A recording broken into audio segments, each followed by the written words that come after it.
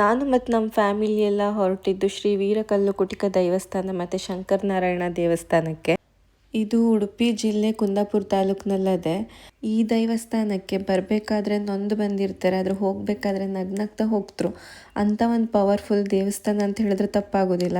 ಕಡೆಗೆ ಎಷ್ಟೇ ಜನ ಭಕ್ತರು ಬಂದರೂ ಅಲ್ಲಿ ಊಟದ ವ್ಯವಸ್ಥೆನೂ ಇರ್ತದೆ. ಹಾಗೆ ಇದು ಶಂಕರನಾರಾಯಣ ದೇವಸ್ಥಾನ ನೋಡಿ. ಇದು ಶಂಕರನಾರಾಯಣ ದೇವಸ್ಥಾನದ ಕಲ್ಯಾಣಿ.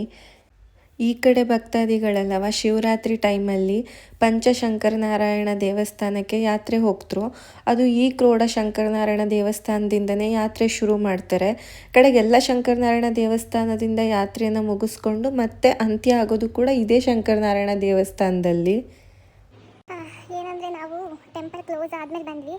ಬಿಕಾಸ್ ಅಲ್ಲಿ ನಾವು ದೇವಸ್ಥಾನದಲ್ಲಿ ಪ್ರಸಾದ ಊಟ ಮಾಡ್ಕೊಂಡು ಬರೋಷ್ಟರಲ್ಲಿ ಇಲ್ಲಿ ರೀಚ್ ಆಗೋಕ್ಕೆ ಲೇಟ್ ಆಯಿತು. ಸೊ ಹಾಗಾಗಿ ಬಟ್ ಪರವಾಗಿಲ್ಲ, ಪೀಸ್ ಆಗಿದೆ, ಕಾಮ್ ಆಗಿದೆ. ಸೊ ಖುಷಿ ಆಯಿತು ದೇವರನ್ನು ನೋಡಿ. ಹೊರಗಡೆಯಿಂದನೇ ಕನಕನ ಕಿಂಡಿಯಲ್ಲಿ ಕೃಷ್ಣನ ದರ್ಶನ ಕನಕದಾಸರಿಗಾದ ಹಾಗೆ ನಮಗೆ ಇಲ್ಲಿ ವಿಂಡೋ ಮುಖಾಂತರ ಒಳಗಡೆ ದೇವರನ್ನು ನೋಡಿದ್ವಿ, ಶಂಕರನಾರಾಯಣ ದೇವರನ್ನು.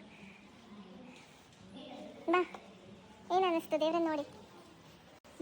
ಏನು ಅನ್ನಿಸ್ತು? ಭಾರಿ ಚಂದ, ಭಾರಿ ಚಂದ ಅನ್ನಿಸ್ತಾ?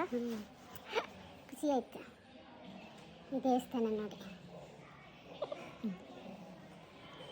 ಖುಷಿ ಆಯ್ತಂತೆ ನಮ್ಮ ಅಮ್ಮಂಗೆ ದೇವಸ್ಥಾನ ನೋಡಿ. ಸುಸ್ತಾಗಿ ಕೂತಿದ್ದಾರೆ. ಈ ದೇವಸ್ಥಾನ ನೋಡ್ತಿ ನಾನೆಲ್ಲೋ ದೇವಲೋಕದ ಸ್ವರ್ಗಕ್ಕೆ ಬಂದ್ಬಿಟ್ನೇನೋ ಅನಿಸ್ಬಿಡ್ತು. ವಿಗ್ರಹಗಳ ಕೆತ್ತನೆ ಅಂತೂ ಒಂದಕ್ಕಿಂತ ಒಂದು ಅದ್ಭುತವಾಗಿತ್ತು. ನಾರಾಯಣನ ಅವತಾರ ಆಗಿರುವ ನರಸಿಂಹ, ಪರಶುರಾಮ, ತ್ರಿವಿಕ್ರಮರ ವಿಗ್ರಹಗಳು ಎಡಭಾಗದಲ್ಲಿದ್ದರೆ ಬಲಭಾಗದಲ್ಲಿ ಶಿವನ ಅವತಾರ ಆಗಿರುವ ತ್ರಿಪುರಾಂತಕ, ಚಂದ್ರಶೇಖರ ಮತ್ತು ನಂದಿಕೇಶ್ವರನ ವಿಗ್ರಹಗಳು ಕಾಣ್ಲಿಕ್ಕೆ ಸಿಗ್ತದೆ.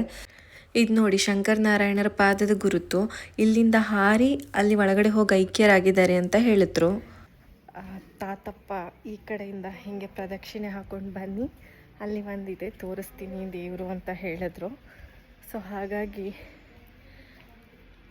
ಪ್ರದಕ್ಷಿಣೆ ಹಾಕ್ಕೊಂಡು ಹೋಗ್ತಾ ಇದ್ದೀನಿ.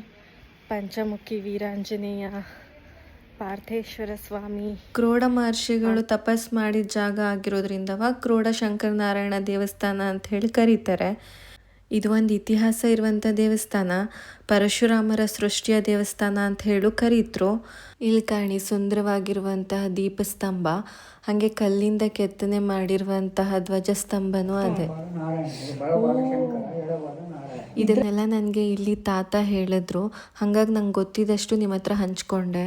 ಒಂದೇ ದೇಹದಲ್ಲಿ ಶಂಕರ ಮತ್ತು ನಾರಾಯಣರು ಬಂದು ಕರ ಮತ್ತು ರಟಾಸುರನ ಸಂಹಾರ ಮಾಡಬೇಕಾಗಿ ಬರ್ತದೆ. ಈ ಒಂದು ಮೂರ್ತಿಯಲ್ಲಿ ನೀವು ಕಾಣ್ಬೋದು. ಈ ದೇವಸ್ಥಾನದ ಬಗ್ಗೆ ನಿಮ್ಗೇನು ಗೊತ್ತದೆ ಅಂತ ಹೇಳಿ ಕಾಮೆಂಟಲ್ಲಿ ತಿಳಿಸಿ ಆಯಿತಾ?